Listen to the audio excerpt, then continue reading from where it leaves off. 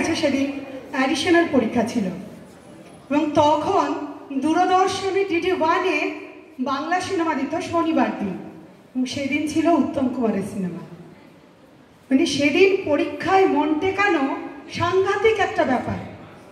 আমি তো ভেবেছিলাম, মানে ভাবতাম তখন অবধি যে আমি পৃথিবীতে সব থেকে বেশি উত্তম কুমারকে ভালোবাসি এবং পরীক্ষাটা কোনো রকমে 1 ঘন্টার মধ্যে শেষ করে ছুটতে বাড়ি যাব এবং সিনেমা দেখব।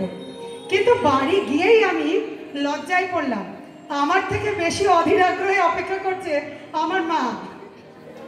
তখন বুঝলাম যে না, সত্যি আমি বোধহয় অতটাও ভালোবাসি না, কারণ আমার মা কোন যুগ থেকে তাকে ভালোবাসছে। সাংঘাতিক একটা অবস্থা।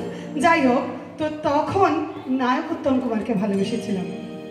আজ মধ্যবয়সে এসে এই উত্তম স্মৃতি সংসদের অনুষ্ঠানের জন্যই কিছু পড়াশোনা করতে গিয়ে জানলাম মানুষ উত্তম কুমার বোধহয় আরো বেশি ভালোবাসা পাওয়ার মানুষ। একটা ছোট্ট কথা বলি, 1956 সালে উত্তম কুমার গেছিলেন রাষ্ট্রপতি ভবনে। তখন রাষ্ট্রপতি রাজেন্দ্র প্রসাদ তিনি উত্তম কুমারের হাতে সার্টিফিকেট অফ মেরিট তুলে দিলেন হারানো সুরের জন্য। হারানো সুর ছিল উত্তম কুমারের প্রযোজিত সিনেমা। সেই সিনেমাতে একদিন শুটিংয়ে এসে উত্তম কুমার পরিচালক অজয় করকে বললেন, দাদা কালকের পুরো শুটিংটা আরেকবার রিপিট হোক।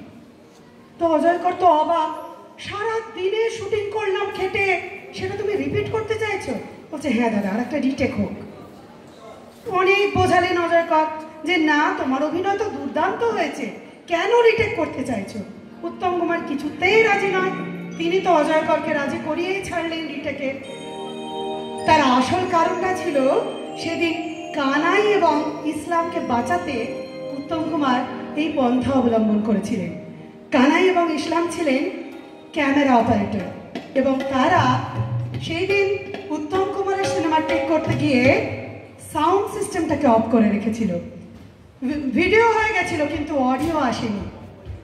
এখন সেই কথা তো তিনি পরিচালককে বলতে পারেন না, যদিও সব থেকে বেশি ক্ষতিগ্রস্ত উত্তম কুমার, কারণ প্রযোজক তো তিনি। তবুও তিনি পরিচালকের কাছে সম্পূর্ণ দায় নিজের মাথায় নিয়ে পরের দিন আবার রিটেক করালেন পুরো দিনের শুটিং। এই ছিল মানুষ উত্তম কুমার। প্রস্তুত সুরধ্বনি, আমরা শুনবো সুরধ্বনির কাছে সিস্টার সিনেমার গান।